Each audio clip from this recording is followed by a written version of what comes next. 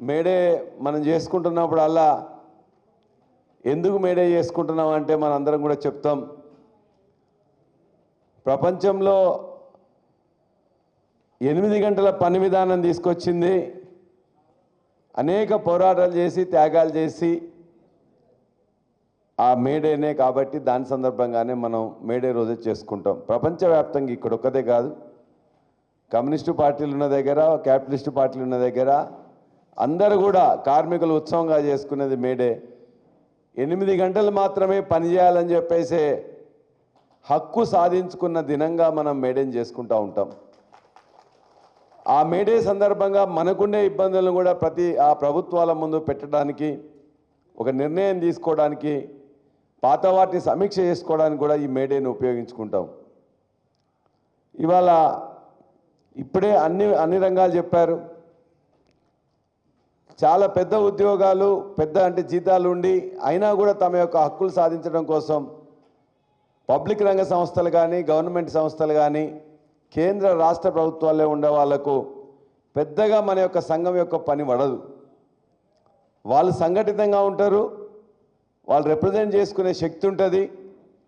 అయినా మన యొక్క యూనియన్ ఉంటుంది కాబట్టి మన అవసరం కోసం వాళ్ళు మన నీడన ఉంటూ, అంటే మన యొక్క జెండా నీడన ఉంటూ మనం దన్నుగా ఉంటాం కాబట్టి వాళ్ళ యొక్క సమస్యల సాధనలో ఈజీగా ఉంటుంది.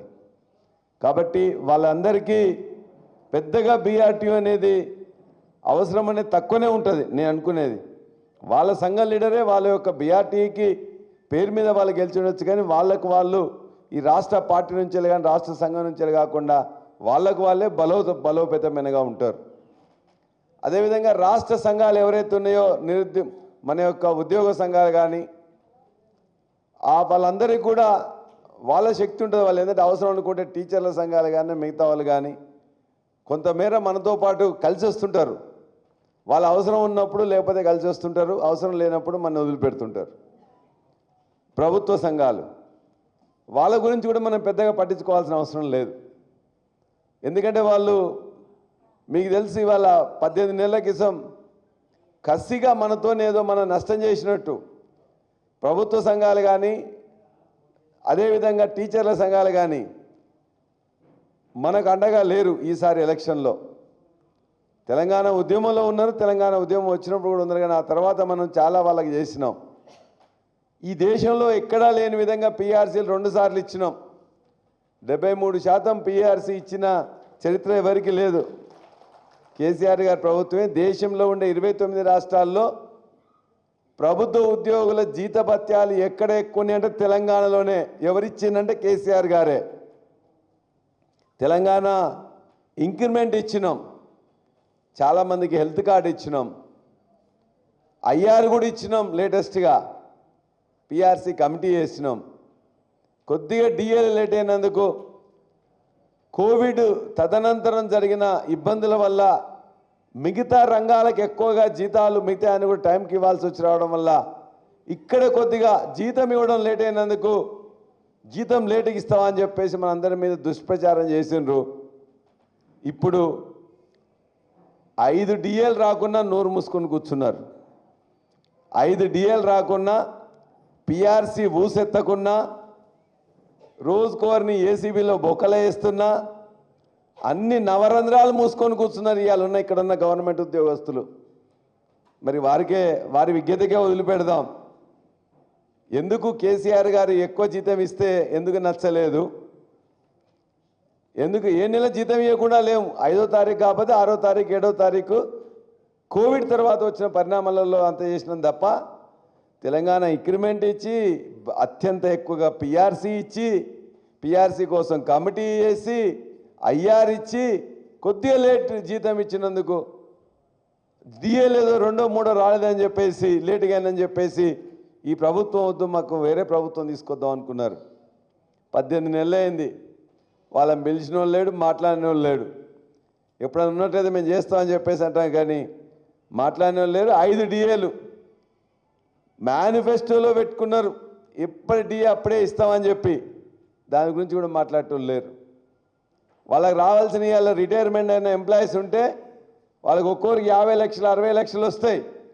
ఆ 50-60 లక్షలు ఇవ్వడానికి కూడా 20%, 10% 10 నుండి 20% లంచం ఇస్తేనే కానీ వాళ్ళ యొక్క రిటైర్మెంట్ బెనిఫిట్స్ రావు.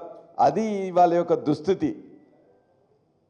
ఇవాళ అందుకే వాళ్ళందరూ కూడా మళ్ళీ ఆలోచిస్తున్నారు కానీ బయటపడట్లేదు. ఎందుకంటే ఇందులో బట్టి వీళ్ళకి వ్యతిరేకంగా ఉంటుంది కదా అని చెప్పేసి మొత్తం కూడా తేలుగుట్టిన దొంగలాగా ఉంటున్నారు. కాబట్టి అది వాళ్ళ విజ్ఞతకు వదిలిపెడుతున్నాం. సరే వాళ్ళు పోరాటం చేసుకుంటారు, వాళ్ళే గెలుస్తారో ఓడుతారో వాళ్ళు తెలుస్తుంది, సాధిస్తారో ఏమో. చిన్న ఉద్యోగస్తులు ఉంటారు మన దగ్గర. ఇవాళ దేశంలో టెంపరరీ ఉద్యోగులు, పార్ట్ టైం ఉద్యోగులు, కాంట్రాక్ట్ ఉద్యోగులు, అవుట్సోర్సింగ్ ఉద్యోగులు, కాంట్రాక్ట్ ఉద్యోగులను మొట్టమొదటిసారిగా అందరినీ కూడా పర్మనెంట్ చేసిన చరిత్ర కూడా కేసీఆర్ గారిదే. విద్యారంగంలో junior college, degree college, polytechnic college, residential college, government మన మెడికల్ ఇన్స్టిట్యూషన్స్, మెడికల్ సంస్థలు అన్నిట్లలో కూడా పర్మనెంట్ చేసిండ్రు. అంబేద్కర్ సచివాలయంలో మొట్టమొదటి సంతకం చేసింది కాంట్రాక్ట్ ఎంప్లాయీస్ని మొత్తం కూడా పర్మనెంట్ చేయాలని చేసింది కేసీఆర్ గారు. ఒక సచివాలయానికి అంబేద్కర్ గారు పేరు పెట్టింది కూడా భారతదేశంలో ఏ ప్రభుత్వం లేదు, కేసీఆర్ గారే పెట్టిండ్రు. అదే అంబేద్కర్ సచివాలయంలో మొట్టమొదటి సంతకం కూడా కాంట్రాక్ట్ ఎంప్లాయీస్ అందరినీ పర్మనెంట్ చేయాలని చెప్పి జీవో 16 తీసుకొస్తే ఆ జీవో 16ని ఇలా కొట్టేస్తే ప్రభుత్వం చీమ కుట్టినట్టని లేదు. ఒక ప్రభుత్వం ఇస్తే రెండో ప్రభుత్వం వెంటనే దాన్ని ఆదుకోవాల్సి ఉంటుంది. సంవత్సరాలుగా 10 ఏళ్ళు, 15 ఏళ్ళు, 20 ఏళ్ళు, 25 ఏళ్ళుగా వాళ్ళ సర్వీస్ అంతా ఇచ్చిన అనేక మంది ఎంప్లాయీస్ ఇలా కాంట్రాక్ట్ ఉంటే వాళ్ళని పర్మనెంట్ చేయమని చెప్పి కోరితే ఆ పర్మనెంట్ చేయము అని చెప్పేసి ఈ ప్రభుత్వం, కాంగ్రెస్ ప్రభుత్వం చెప్పింది. ఆనాడు కొట్లాట పెట్టుకున్నది, మళ్ళీ వాళ్ళు కూడా దాని జీవో 16ను రద్దు చేసింది ప్రభుత్వం. కేంద్ర మన కోర్టు రద్దు చేస్తే అన్నీ మూసుకొని కూర్చున్నది. అందుకే ఎవరు కార్మికులకు, ఉద్యోగులకు, టెంపరీ వాళ్ళకు మిత్రులుగా ఉన్నారని ఆలోచిస్తే 10 సంవత్సరాల కాలంలో కాంట్రాక్ట్కి, అవుట్సోర్సింగ్కి, టెంపరీకి జీతాలు వాళ్ళు అడిగినా అడగకున్నా కూడా పిఆర్సీతో ప్రభుత్వ ఉద్యోగస్తులతో సమానంగా పెంచింది కేసీఆర్ గారి ప్రభుత్వం. ఆశా వర్కర్లు ఏం కొట్లాట వల్లే ఆ రోజున ఒక్కసారి వచ్చిన ప్రభుత్వం వచ్చిన మట్ల అడిగినరు. ఆ తర్వాత 2 సార్లు కూడా ఆశా వర్కర్ల జీతాలు పెంచుకున్నాం, అంగన్వాడీలకు జీతాలు పెంచుకున్నాం, ఏఎన్ఎంలకు జీతాలు పెంచుకున్నాం. వాళ్ళ చాలామందిని కూడా ఏఎన్ఎంలను పర్మనెంట్ చేసుకున్నాం. జిహెచ్ఎంసీలో జీతాలు పెంచుకున్నది కూడా కేసీఆర్ గారి ప్రభుత్వమే. వాటర్ వర్క్స్ నేను ప్రెసిడెంట్గా ఉన్నాను, అక్కడ కూడా మొత్తం కూడా హెల్త్ కార్డు ఇచ్చినాం, ప్రమోషన్లు ఇచ్చినాం, జీతాలు పెంచుకున్నాం. అవుట్సోర్సింగ్గా కాంట్రాక్ట్ ఉన్న వాళ్ళకు కూడా జీతాలు పెంచుకున్నాం. ఏ రంగమైనా తీసుకోండి మీరు, అన్ని రంగాలకు ఎంతో కొంత మేలు చేసింది. ఇవాళ భవన నిర్మాణ కార్మికుల గురించి మిత్రులు చెప్పారు. 2 లక్షలది 6 లక్షలు చేసినాం. ఇలా 6 లక్షలు కాదు, 10 లక్షలు, 15 లక్షలు చేసుకోవడానికి కూడా ఖచ్చితంగా రాంబాబు గారు మాట్లాడారు. వారు మెన్షన్ చేసిన ఏది కానీ అది ఏ సమస్య అయినా, అది ఆశా వర్కర్లైనా, ఆశా వర్కర్లు వాళ్ళు ఇక్కడికి వస్తే వాళ్ళని ఇష్టం వచ్చినట్టు ప్రవర్తిస్తే అసెంబ్లీలో మెన్షన్ చేయడమే కాకుండా హాస్పిటల్ పోయి వాళ్ళ తరఫున నిలబడి కొట్లాడింది ఇవాళ బీఆర్ఎస్ పార్టీ తప్ప మరెవరు రాలే. కమ్యూనిస్టు పార్టీలు తోక ముడిచినాయి. కమ్యూనిస్టు పార్టీలో కూడా ఇవాళ కాంగ్రెస్ ప్రభుత్వంలో భాగంగా ఉన్నాయి. ఇవాళ ఆశా వర్కర్లు అందరూ కొట్లాడ పెట్టుకుంటే వాళ్ళ తరఫున ఏదో లిప్ సింపతి ప్రకటించింది తప్ప వాళ్ళ కోసం కొట్లాడిన వాళ్ళకి ఇవాళ దెబ్బలు తగ్గితే కనీసం చూడలే ఈ యొక్క కమ్యూనిస్ట్ నాయకులు. చాలా దురదృష్టకరం. అదేవిధంగా ముఖ్యంగా అంగన్వాడీల వాళ్ళ సమస్య అదే. ఇవాళ చాలామంది హమాలి వర్కర్లది కానీ, లేక ముఖ్యంగా ట్రాన్స్పోర్ట్ వర్కర్లు, లేకపోతే ఆటో వర్కర్లు, ఆటో మిత్రులందరూ కూడా 2023 కంటే ముందు పాపం వచ్చిన వాళ్ళు అడిగిన వాళ్ళు అందరికీ కూడా చెప్పింది కాంగ్రెస్ పార్టీకి ఓటేయాలని. ఇద్దరికి చెప్పిండ్రు, అడిగిన వాళ్ళకి అడగని వాళ్ళకి అందరికి కూడా కాంగ్రెస్ పార్టీకి ఓటేయాలని. పాపం వాళ్ళు ఓటేసినందుకు వాళ్ళకి శిక్షగా 6 లక్షల మంది ఉద్యోగస్తులు ఉంటే, వాళ్ళ యొక్క ఎంప్లాయీస్ ఉంటే 6 లక్షల మంది కోసం వాళ్ళ మొత్తం ఇమ్మీడియట్గా వాళ్ళకి కట్ అయిపోయింది. వాళ్ళు ఇబ్బందులు పడ్డది ఎవరంటే ఆటో కార్మికులు. ఎవరున్నారు ఆటో కార్మికుల్లో? బీద, బిక్కి, దళిత, బహుజన వర్గాలే ఉన్నారు. చదువుకున్న వాళ్ళు కూడా ఊర్లో ఉద్యోగం లేదని చెప్పేసి అంటే ఇక్కడికి వచ్చి ఏదో గౌరవంగా ఉంటుంది ఆటో నడుపుకుంటామని చెప్పేసి ఆటో కొనలేక కిరాయి తీసుకున్నారు. కిరాయి తీసుకుంటే కిరాయి పెట్రోలు చివరికి వాళ్ళకు మొత్తం బత్తాయితో ఒక 1000 రూపాయలన్న వస్తే పోతారు. కానీ ఇలా 500-600 కూడా వచ్చే పరిస్థితి కూడా లేని పరిస్థితి ఉంది. వాళ్ళ కోసం మేము అడిగితే మా మీద డ్రామా చేస్తున్నా అని చెప్పేసి వాళ్ళు మాట్లాడారు. మేము చెప్పినా మేము అడిగింది కాదు, నువ్వు ఏదైతే మేనిఫెస్టోలో చెప్పినావో కనీసం 12,000 రూపాయలు వాళ్ళు లోన్ తెచ్చుకొని కొనుక్కుంటే ఈఎంఐ కట్టలేకపోతున్నారు. ఆ ఈఎంఐ లక్షల కోట్లు పెద్ద పెద్ద పెట్టుబడిదారులకు మొత్తం కూడా కేంద్ర రాష్ట్ర ప్రభుత్వాలు మాఫీ చేస్తున్నాయి కదా, వీళ్ళకి ఈఎంఐలు మాఫీ చేయమని చెప్పేసి అడిగినాం. లేకపోయినట్లయితే ఆ 12,000 రూపాయలు ఇవ్వమని చెప్పినాం. మీరు 12,000 రూపాయలు అడుగుతున్నారు. మహిళలు బస్సు ఎక్కడం మీకు ఇష్టం లేదా అంటారు వాళ్ళు. మహిళలు బస్సు ఎక్కడం కాదు, బస్సులు ఎక్కడానికి కావాల్సిన ఇంకా బస్సులు ఎక్కువ పెట్టండి, అవి పెడుతూనే వాళ్ళందరూ కూడా ప్రయాణం సులువు చేయండి, తద్వారా నష్టపోయిన ఆటో కార్మికులకు కనీసం నువ్వు ఇస్తాన్న 12,000 ఇచ్చేసి ఆదుకోండి బాబు అని చెప్పేసి అసెంబ్లీ బయట అసెంబ్లీ లోపల గట్టి గట్లాడింది బీఆర్ఎస్ పార్టీ తప్ప మరొకరు కాదు. ఇవాళ వాళ్ళందరికీ నిన్న బీఆర్ఎస్ సభ పెడితే ఆటోలు చిన్న చిన్న వాహనాలు కష్టమైందనంటే వాళ్ళందరూ అన్నారు, మీరు కష్టమైందన్నా ఏమైనా కూడా మా సమస్య ఉంది, మా సమస్య తరఫున కొట్లాడింది బీఆర్ఎస్ ఒకటే కాబట్టి మేము వస్తామని చెప్పేసి వేలాది ఆటోలు వాళ్ళు స్వయంగా వాళ్ళే వచ్చిన సందర్భం ఉన్నది. కాబట్టి వాళ్ళందరూ నేను ధన్యవాదాలు తెలియజేస్తున్నా. ఖచ్చితంగా సమస్య ఎవరిదైనా ఇవాళ ఉద్యోగస్తుల సమస్య, ఉద్యోగస్తుల డిఏలు కావచ్చు, ఉద్యోగస్తుల రిటైర్మెంట్ బెనిఫిట్స్ కావచ్చు, ఉద్యోగస్తుల ఆరోగ్య భద్రత పోలీసులకు సంబంధించింది కావచ్చు, అన్నీ బంద్ అయినాయి. ఆలోచించుకోమని చెప్పి ఉద్యోగస్తులను కోరుతున్నాం. ఇవాళ మీకు అండగా ఉన్న contract, temporary, part time, anganwadi, ASHA వీళ్ళందరినీ 18 నెలలలో వాళ్ళ తరఫున కొట్లాడుతుంది. వాళ్ళ సమస్యని ప్రభుత్వ దృష్టికి పేపర్ల ద్వారా మిగతా అన్ని ఫోరంలో కొట్లాడుతుంది కూడా బీఆర్ఎస్ అని గుర్తుంచుకోవాలని చెప్తున్నా.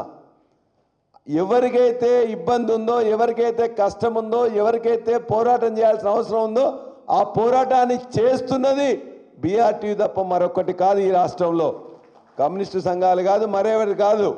ప్రభుత్వాలు నీరు గారుస్తుంటే సమస్యలన్నింటిని పట్టించుకోకపోతుంటే ఆ సమస్యల్ని కార్మికుల సమస్యలు ముఖ్యంగా ఎత్తాల్సిన కమ్యూనిస్టు సంఘాలు ఇవాళ కాంగ్రెస్ పంచన చేరి ఇవాళ కార్మికులకు అన్యాయం చేస్తున్నాయి తప్ప మరొకటి కాదు. అందుకే కమ్యూనిస్టు కార్మిక సంఘాలకు కూడా నేను విజ్ఞప్తి చేస్తున్నా, దయచేసి కార్మికుల పక్షాన నిలబడండి. కార్మికుల పక్షాన ఇప్పటికే ఉన్నదే పోయింది.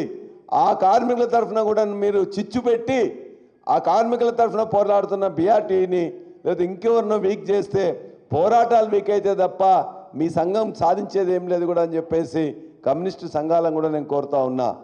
మేము ఒకటే రాంబాబు గారు చెప్పిండ్రు, సమస్య ఏదైనా అది పోరాటం అయితే పోరాటంలో వచ్చి కూర్చుంటాం, రిప్రజెంట్ చేయాలంటే మంత్రుల దగ్గరికి వస్తాం, ఏదైనా ఇబ్బంది పడితే కోర్టుల దగ్గరికి పోవాలంటే అక్కడికి వస్తాం.